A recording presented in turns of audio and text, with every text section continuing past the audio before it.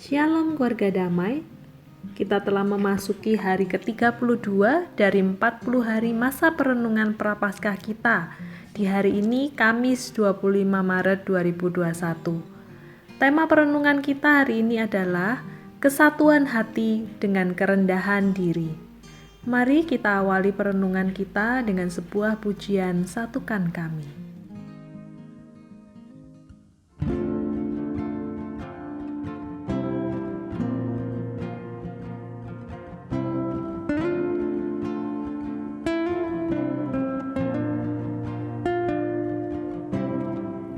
Satukan kami, satu dalam kuasa-Mu, sebab kami bersaudara. Biar kami satu, seperti Kau dan Bapa satu. Dunia lihat Kau dalam kami.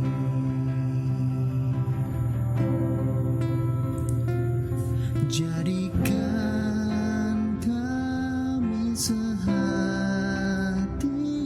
sepikir,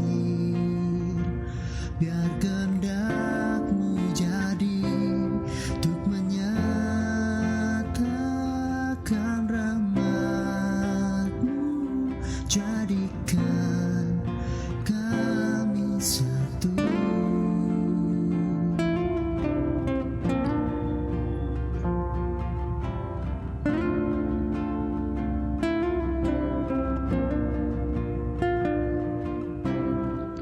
Satukan kami, satu dalam kuasa-Mu, sebab kami bersaudara. Biar kami satu, seperti Kau dan Bapa satu.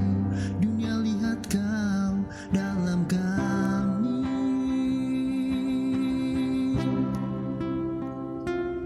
Jadikan kami sehati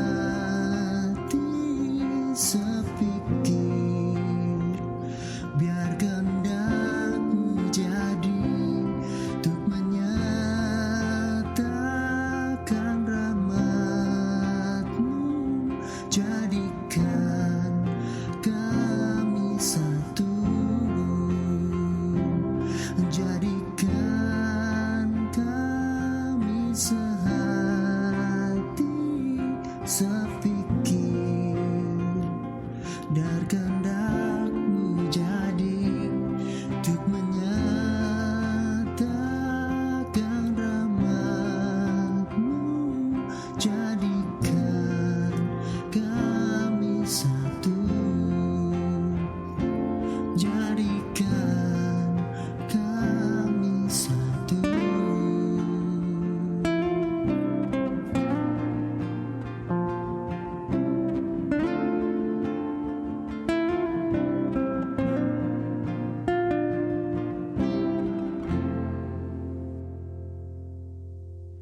Mari kita berdoa.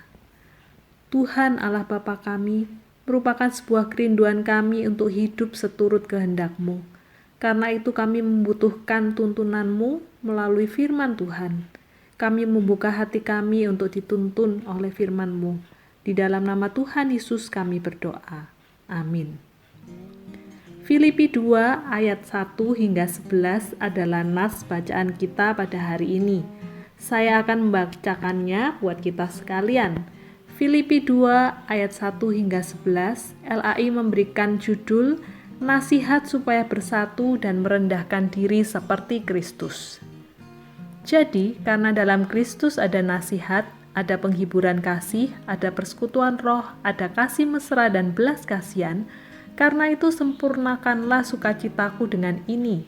Hendaklah kamu sehati sepikir dalam satu kasih, satu jiwa, satu tujuan, dengan tidak mencari kepentingan sendiri atau puji-pujian yang sia-sia. Sebaliknya, hendaklah dengan rendah hati yang seorang menganggap yang lain lebih utama daripada dirinya sendiri. Dan janganlah tiap-tiap orang hanya memperhatikan kepentingannya sendiri, tetapi kepentingan orang lain juga.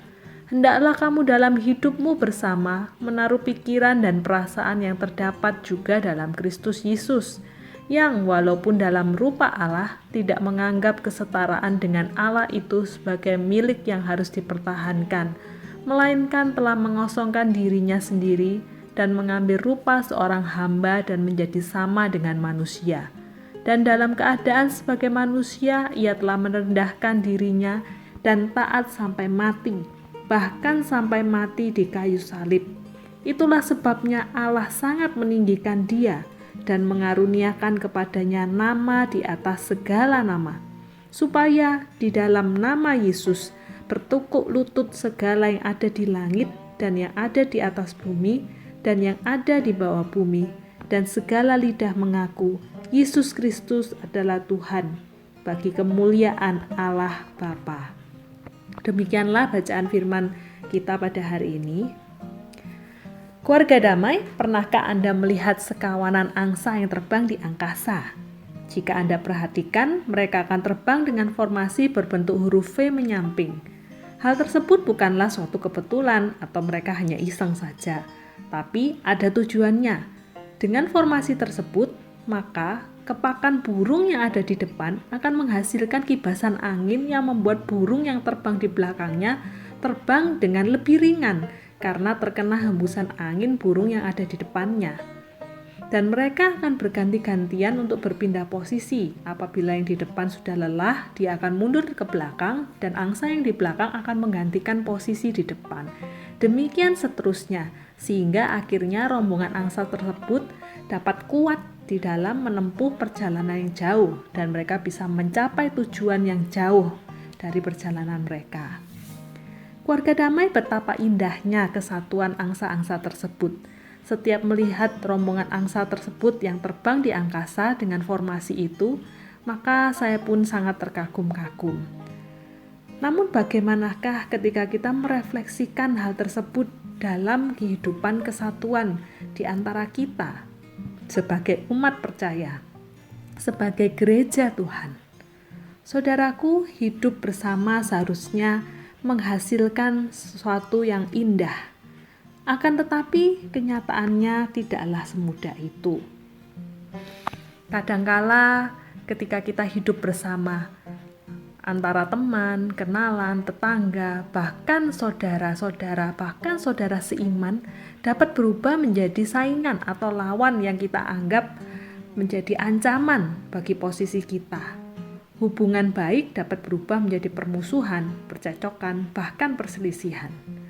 Demikian juga yang terjadi di dalam kehidupan jemaat di Filipi. Mereka sedang menghadapi ancaman perselisihan dan perpecahan. Kehidupan persekutuan di Filipi tidak lagi sehati dan sepikir. Karena itulah Paulus dalam suratnya mengajak jemaat di Filipi untuk sehati dan sepikir, dalam satu kasih, satu jiwa, dan satu tujuan.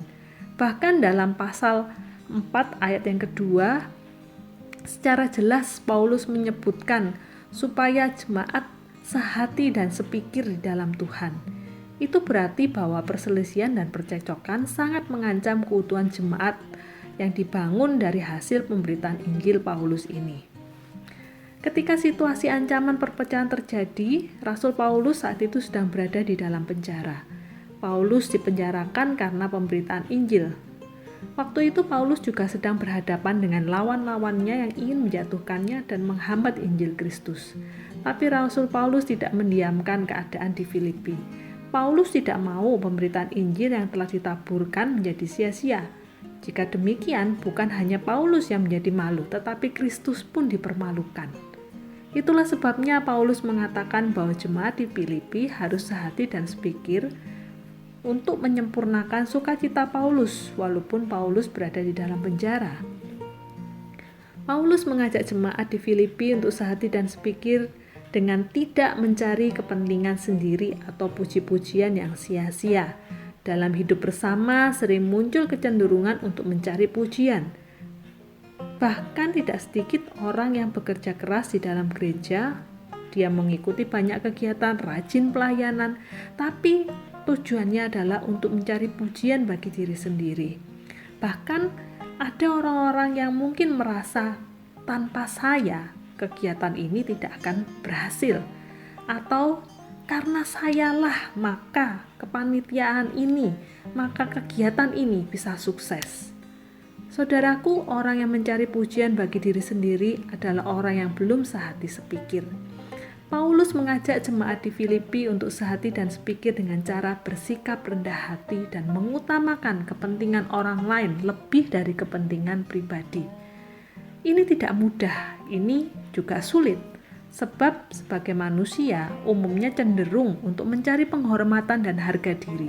Manusia cenderung menjadi orang yang berpengaruh supaya bisa mengatur orang lain, cenderung menonjolkan kesan yang baik tentang diri sendiri dan menjelek-jelekan orang lain.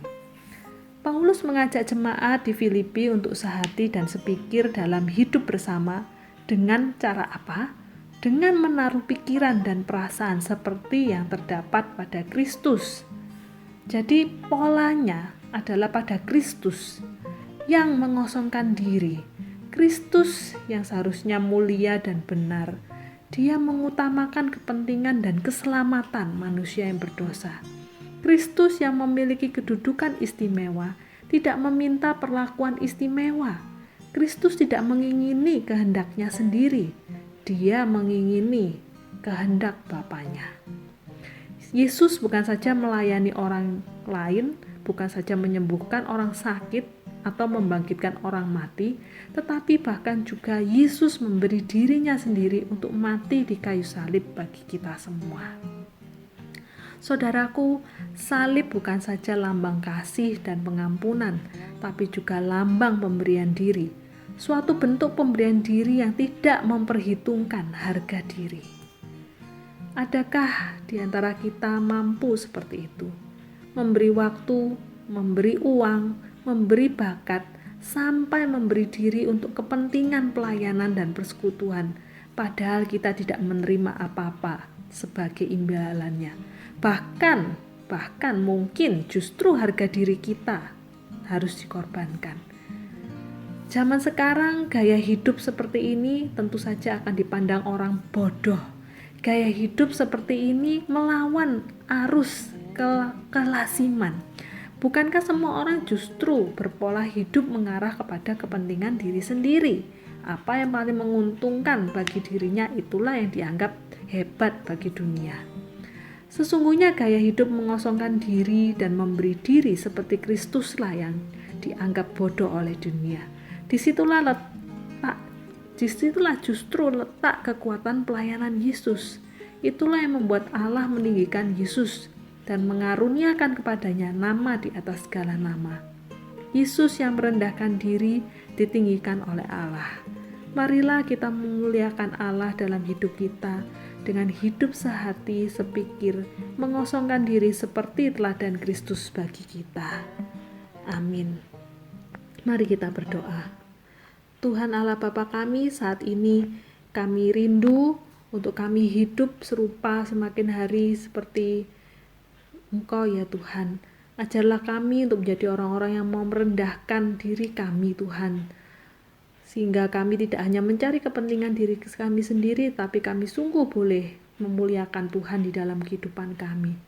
Tuhan, saat ini biarlah kami sungguh boleh hidup di dalam kesatuan hati, di dalam kehidupan umat percaya, sehingga kami menjadi orang-orang yang sungguh boleh memuliakan Tuhan. Inilah menjadi kerinduan kami Tuhan. Dalam nama Tuhan Yesus kami berdoa. Amin. Keluarga damai dapat melanjutkan dengan berdoa syafaat bersama dengan keluarga.